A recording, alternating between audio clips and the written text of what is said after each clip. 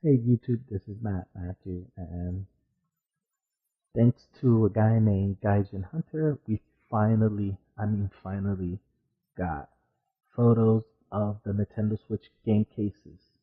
Now this is huge news, at least it's for me, because the Switch has been so mysterious lately. Nintendo did have those presentations, but they didn't really show much. They didn't show what we already knew, and so many rumors are out there. Nintendo still hasn't given us like in-depth news on what we really want from the Switch, which is CPU, GPU. In their presentation, they only showed some games that people really don't really care about, maybe Mario and stuff like that. But for the most part, the Switch has been still. We're almost like we're we're about a month away from the Switch's release by the time of this video, and almost nothing, no concrete info whatsoever. So stuff like this, stuff that isn't rumor, that's fact, is super huge. Now I'm gonna show you photos here of some of the game cases. So thank you so much, Gaijinhunter. Thank you so much for giving us these photos. Some of the games look good, some of the cases look great. And back in the old days, before YouTube, before the internet became super popular, you know, gamers when they go out to buy the games, they only had really commercials that were released on TV for people that had cable, and game cases. And just me personally, when the internet became popular and YouTube and all that, I think developers just kind of lost focus on game cases. I don't know why. Maybe it's because they was like, they'll just see reviews on the internet and presentations, stuff like that. So I love game cases. I love how they look. I think they really like that's part of the advertisement. That part of makes you want to buy the game. And let's start, with the first game. First game he put was 1-2 Switch. Honestly, don't think that game is gonna sell at all. But we got the Switch logo right here in the front, top left hand corner. Really like that. It's not hiding anything whatsoever. Now let's just look at the currency exchange. That did not really help at all. 40, 47.20 yen.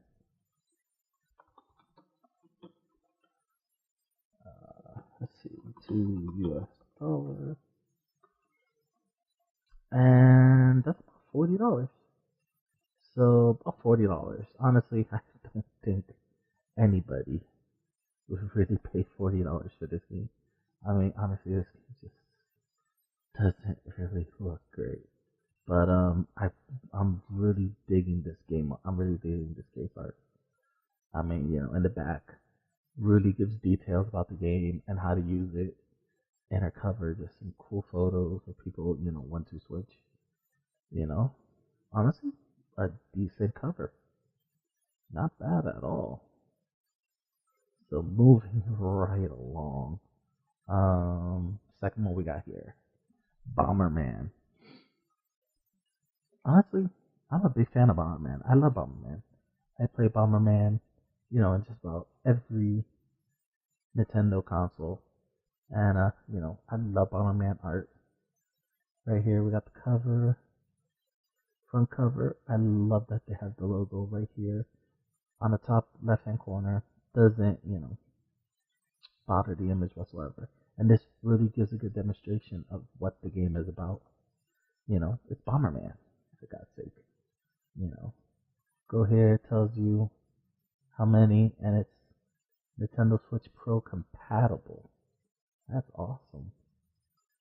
Gotta love Bomberman, And of course, you put another photo here of the inside. Really good. It actually has in-game pictures. Awesome. Really love Bomberman. So let's move on. He actually got 1, 2, 3, 4, five, six, seven, 8 games. He actually took photos of 8 different games. Um, Next one. Uh, this this Gaia. Yeah, this game's pretty This game's pretty popular. It was in PlayStation, so this one is about $60 US. Honestly, I still say games are still way too high. I think $50 to $55 should have been the new norm. But once again, front cover, back cover gives you more details. It's Switch Pro controller compatible.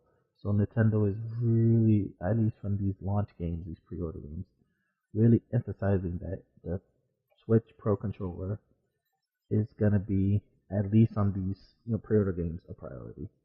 So it's gonna be cool because honestly, I think a lot of people are gonna pre-order the Switch Pro controller. It's already sold out on Amazon. So pretty much inside shows you the different modes you can play: TV mode, portable mode, and like tablet stand mode with the Joy-Cons. I'm digging these photos, these character images. I'm really digging it. I'm actually excited. Next one, a game I haven't really played that much. Dragon Quest. So we got Dragon Quest Heroes here. Beautiful cover art. Wow, they really went all out. But wow, this game's expensive. 83.50 yen. Oh my god. It's like the most. Yeah, that's the most expensive game yet. At $72. Holy cow, this game is expensive. But the cover art's beautiful. Of course, the back end tells you what modes it can be played on: TV, console mode, portable mode, tablet hybrid, and once again, Nintendo Switch Pro controller compatible. You know, this is what I like to see from the Switch. Not just beautiful. The inside. Now, if you really zoom in on the photos, which I know you can't really zoom in, but their game cartridges cards are about the size of SD cards, like a regular SD card, maybe a little smaller. Um, yeah, about the size of a PS Vita card. So, I mean, with these cards now going up to 2 TB, who knows how big these games are? That could prove a huge problem for actually piracy, which is what Nintendo wants. They don't want people copying these games. So moving right along, Puyo Puyo Tetris. Wow, 47.30. It's about $40. You know, I mean, who doesn't love Tetris? I mean, I think everybody um has owned a Tetris game once in their life.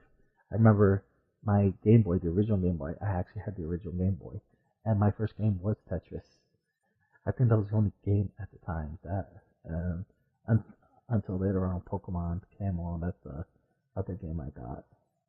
But once again, you could play, TV, portable, and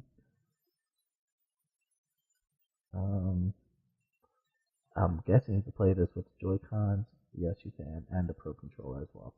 I'm seeing the photo here. So I love it that they're actually telling you what modes you can play this on. Now that actually um, is pretty um, you know, scary because they might have games that are just exclusive to TV mode, which might be crazy. So our next game is Sangushi, franchise I never heard before, but once again, these cover arts are pretty nice. 9,300 yen. Oh my god, that's almost $90. We have a game here that converts that to US money. It's almost $100. Holy crap, but this cover art is amazing. I'm glad to see Nintendo, the developers, taking an interest in cover art, taking it back old school.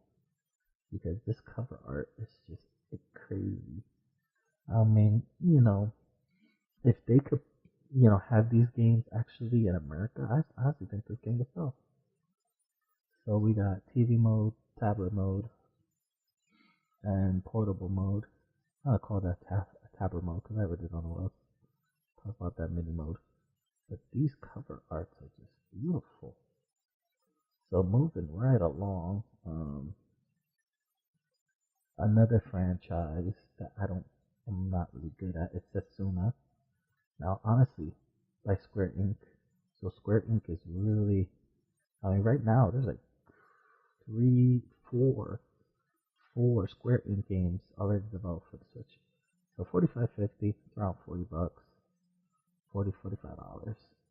Once again, um, I'm guessing that means that it's um, Switch compatible. Now, there's something that interests me. It actually has something about memory, 50 MB. Is that installation data? I haven't really seen this in some of the other games. Let me go back really quickly. Yeah, see? I don't see this on some of the other. Um, Let me look at Dragon Quest real quick. Yeah, see, 11 MB. Is this installation data? My money bet is some kind of installation data that needs to be installed either on the Switch's memory or on an SDXC card, because Nintendo did say that they were gonna add update to the Switch that will support SD cards up to 2 TB. So that's interesting. Already 2 games on this list. I'm not fluent in Japanese, but that looks like from the game art installation data of some kind. So, you know, I'm guessing Nintendo, even though they don't purposely say it, but it looks like at some point, whoever owns a Switch is gonna have to get an SD card. So, moving on. Let's see. And of course, the last one, The Legend of Zelda. You know this game is gonna be sold out. So he's showing the sides, the red banner, and back here. So not only do we have the Nintendo Switch Pro, um, we also have what it seems to be an Amiibo support. Nintendo's still doing the Amiibo. That was a gimmick that I think that failed Nintendo. But yeah, I mean, I'm actually kind of digging this new style. I'm actually kind of digging this new Zelda style. Okay. I mean, there's not much. I was really hoping he would take photos of the inside, but not much. So,